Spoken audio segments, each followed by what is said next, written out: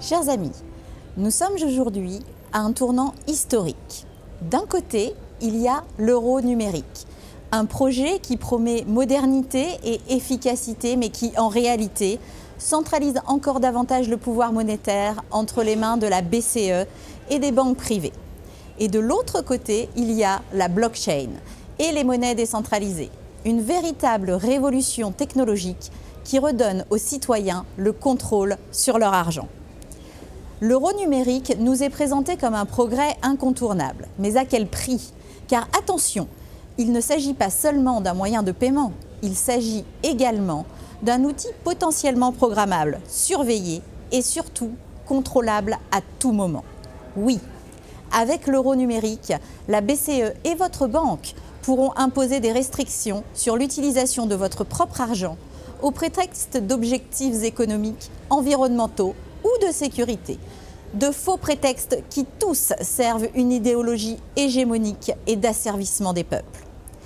C'est un risque majeur pour nos démocraties, mais fort heureusement, une alternative à l'euro numérique existe, la blockchain.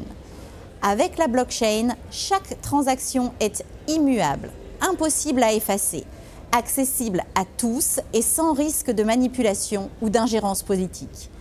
Elle offre un registre distribué et infalsifiable, éliminant le besoin d'un tiers de confiance à qui il faut obligatoirement se fier, détenteur des fonds, et ceci tout en assurant à tous les utilisateurs, personnes physiques comme personnes morales, un niveau de sécurité bien supérieur à celui des systèmes bancaires traditionnels.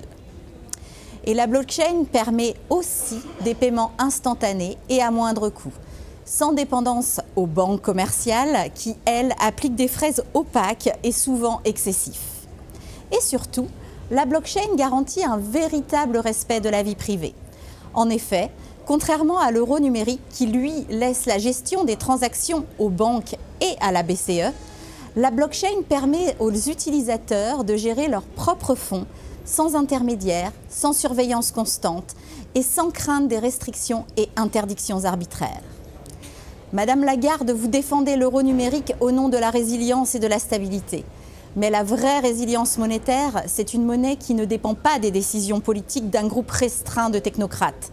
Et la vraie stabilité, c'est une monnaie qui repose sur des règles transparentes et partagées, et non pas sur des décisions unilatérales qui sont prises à huis clos.